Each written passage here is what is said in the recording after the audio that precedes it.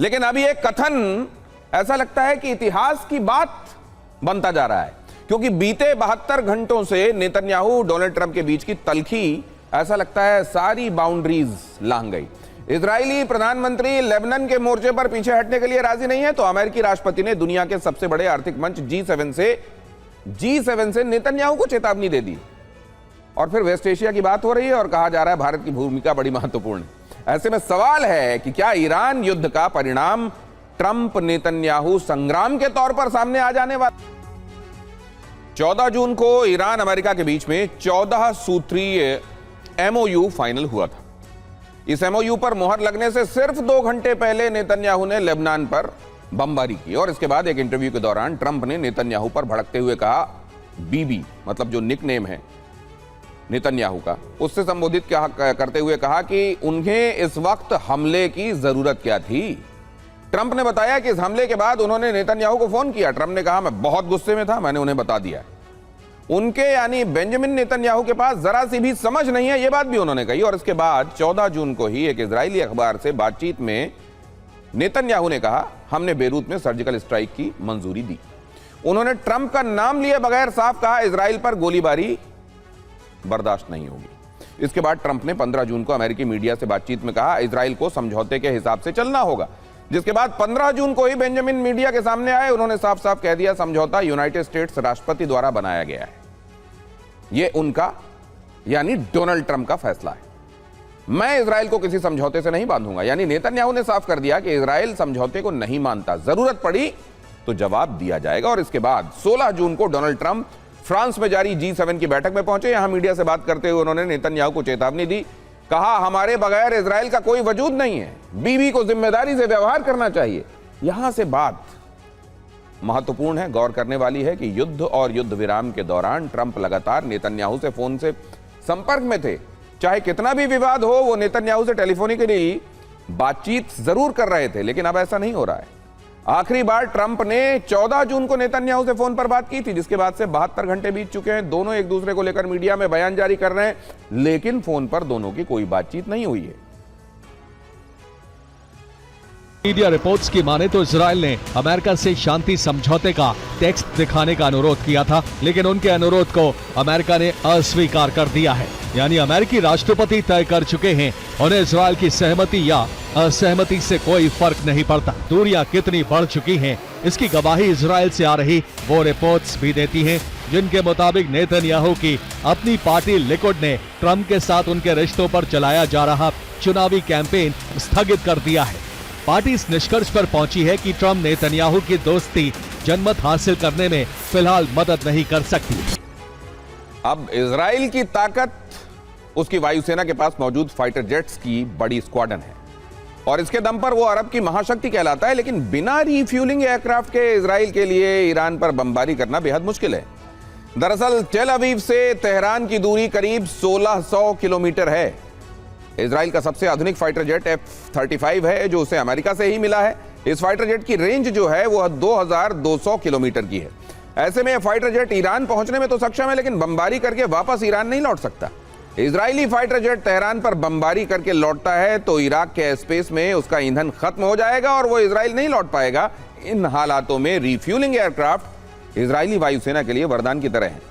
ये aircraft fighter jet में हवा में ही ईंधन भरते हैं, जिसके बाद जेट बमबारी करके वापस इजराइल पहुंचते हैं। लेकिन इजराइल के पास मौजूद कुल रिफ्यूलिंग एयरक्राफ्ट की संख्या महज 10 है, जिनमें से 9 एयरक्राफ्ट बोइंग 707 हैं। ये करीब 50 साल पुराने हैं और इजराइल इन्हें रिटायर कर रहा है। इनकी जगह इजराइल अमेरिका के आधुनिक KC-46 रिफ्यूलिंग एयरक्राफ्ट खरीद रहा है, लेकिन फिलहाल उसके पास ऐसा सिर्फ एक ही एयरक्राफ्ट है जो इजरायली फाइटर जेट्स की बड़ी स्क्वाड्रन के लिए नाकाफी है। मंत्री अब्बास अरागची ने कहा है कि लेबनान के खिलाफ इजराइल की कार्रवाई समझौते का उल्लंघन होगा। वहीं कालीबाफ ने धमकी दी है, समझौते के लिए लेबनान सहित सभी मोर्चों पर युद्ध समाप्त होना जरूरी है। 100 दिन की जंग के बाद अब अमेरिका और ईरान के बीच समझौते पर दस्तखत की तैयारी है। स्विट्जरलैंड में दोनों देश एक MOU पर दस्तखत करने वाले हैं। राष्ट्रपति डोनाल्ड ट्रंप इसे पहले ही अपनी बहुत बड़ी कूटनीतिक जीत बता रहे हैं और खुद को अंतर्राष्ट्रीय मंचों पर महाबली बॉस साबित करने में लगे हुए हैं। लेकिन इस तथाकथित शांति समझौते की जो कड़वी हकीकत और शर्तें अंदर से छनकर बाहर आई हैं, उसने वॉशिंगटन की साख को पूरी तरह मटियामेट कर दिया है। डोनाल्ड ट्रंप इसे अपनी बड़ी कूटनीतिक जीत बता रहे हैं, लेकिन समझौते की जो शर्तें सामने आ रही हैं वो बता रही हैं कि ट्रंप का ईरान जंग से बड़ा अंतर्राष्ट्रीय अपमान अब तक नहीं हुआ है। जिस समुद्री रास्ते को लेकर पूरी दुनिया की सांसें अटक गई थी, वहां अब अंतरिम व्यवस्था की जिम्मेदारी खुद ईरान को दी जा रही है। जिस रास्ते से दुनिया का तेल गुजरता है, उसी रास्ते की सुरक्षा का भरोसा फिर तेहरान के हाथ में दिखाई दे रहा है। सवाल उठ रहा है कि अगर युद्ध का इतना बड़ा मकसद यही था, तो आखिर अमेरिका को हासिल क्या हुआ? अभी तक सामने आई जानकारी के मुताबिक ईरान का परमाणु कार्यक्रम बंद नहीं होगा। यूरेनियम संवर्धन पर बातचीत जारी रहेगी, वार्ता चलेगी और उस दौरान मौजूदा स्थिति बनी रहेगी। यानी जिस मुद्दे को दुनिया की सबसे बड़ी सुरक्षा चुनौती बताया गया, वो अभी भी बातचीत की मेज पर है। मिसाइल कार्यक्रम को लेकर भी कई सवाल हैं। अब तक सामने आई शर्तों में बैलिस्टिक मिसाइल कार्यक्रम का कोई स्पष्ट उल्लेख नहीं दिख रहा। इजराइल के चैनल 12 ने इस डील की बातें लीक होने का दावा किया है। उसके मुताबिक 100 दिन की जंग के बाद भी होर्मुज पर अमेरिका को कोई नियंत्रण नहीं मिला है और अब तक सामने आई शर्तों में ईरान का परमाणु कार्यक्रम भी बंद होता दिख नहीं रहा। ईरान की मिसाइल ताकत को कम करने की भी कोई बात समझौते की शर्तों में नहीं है। हिजबुल्लाह और दूसरे ईरान समर्थित समूहों को लेकर भी तस्वीर साफ नहीं है।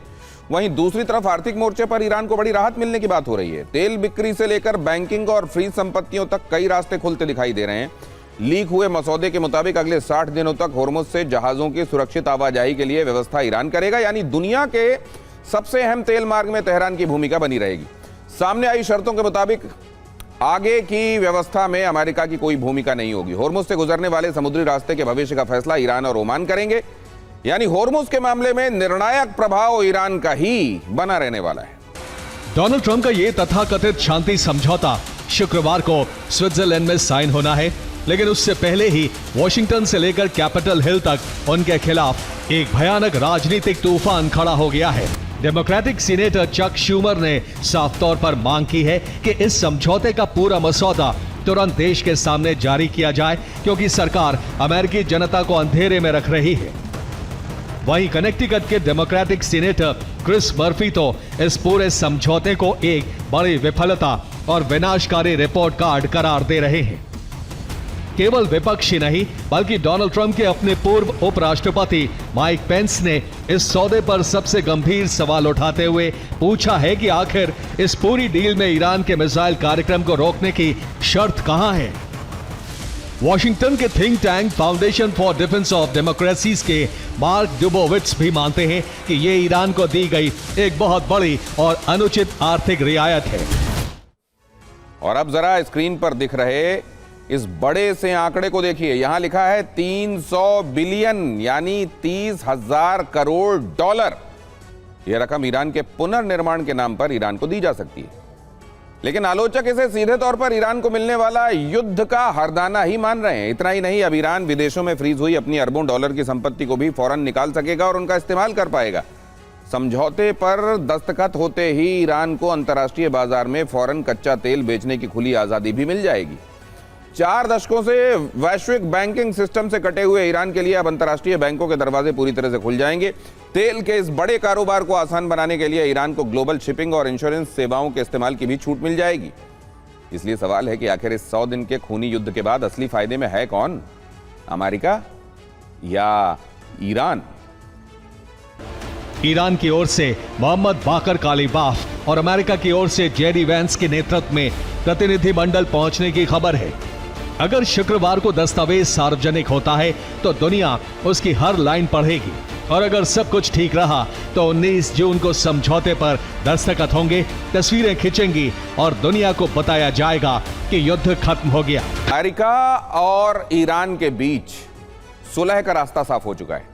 ट्रंप ने होर्मुज के करीब समुद्री नाकाबंदी को हटाने का आदेश भी दे दिया है और यह दावा है कि शुक्रवार से होर्मुज पूरी तरह से खोल दिया जाएगा। लेकिन अमेरिकी खुफिया एजेंसियों ने दावा किया है कि ईरान होर्मुज को कभी भी एक हथियार की तरह इस्तेमाल कर सकता है। अगर अमेरिका के साथ फाइनल समझौते में किसी भी तरह की अड़चन आती है तो होर्मुज को फिर से बंद किया जा सकता है। और अमेरिकी नेवी भी दावा कर रही है कि होर्मुज में ईरान के ड्रोन हमले जारी हैं और अब तक पूरी तरह से शांति का माहौल बन नहीं पाया है।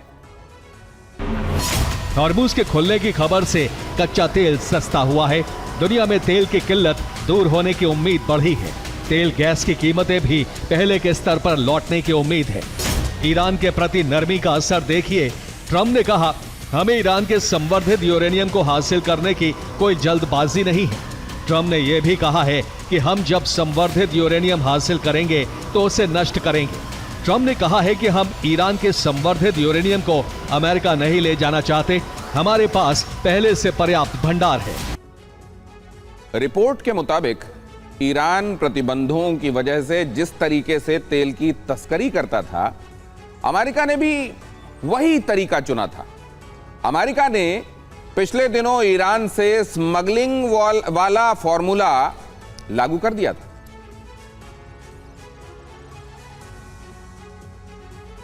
और इसके तहत फारस की खाड़ी से टैंकर अपना ट्रांसपॉन्डर बंद करके चलते थे। ट्रांसपॉन्डर बंद होने की वजह से ईरानी रेडार टैंकर्स का पता लगा नहीं पाते थे और वो होर्मुज को क्रॉस करते थे। हमले की आशंका की वजह से हर टैंकर के बीच में करीब 3 किलोमीटर का फासला रखा जाता था ताकि तेल की सप्लाई का ईरान को पता न चलने पाए। होर्मुज से ट्रांसपॉन्डर बंद करके आए टैंकर यूएई के फुजैरा पोर्ट और ओमान के सोहार पोर्ट तक पहुंचते थे। यहीं मई की शुरुआत से तेल ट्रांसफर का मिशन चल रहा था। रिपोर्ट के मुताबिक मंगलवार को भी इस क्षेत्र में 12 जोड़े टैंकर देखे गए। 8 जोड़े टैंकर ओमान में मौजूद थे, यानी टैंकर एक साथ खड़े थे और तेल का जो ट्रांसफर है वो यहां चल रहा था। 4 पेयर 4 जोड़े टैंकर फुजैरा पोर्ट पर भी देखे गए। सैटेलाइट तस्वीरों से यह जानकारी मिली कि इन दोनों पोर्ट्स पर लगातार टैंकर से दूसरे टैंकर में तेल का ट्रांसफर चलता रहा। अब यह सब हो क्यों रहा था? ईरान को चकमा देने के लिए तेल ट्रांसफर के बाद वो टैंकर जो ट्रांसफर कर देते थे वापस चले जाते थे ताकि ईरान के रेडार की चेकिंग में टैंकर वहीं फारस की खाड़ी में खड़े हुए नजर आए। फारस की खाड़ी में टैंकर ट्रांसपॉन्डर फिर खोल लेते थे और ऐसे में ईरान के रिकॉर्ड में टैंकर्स की लोकेशन में बदलाव नजर नहीं आता था और रेडार में टैंकर की मूवमेंट नोट नहीं होती थी।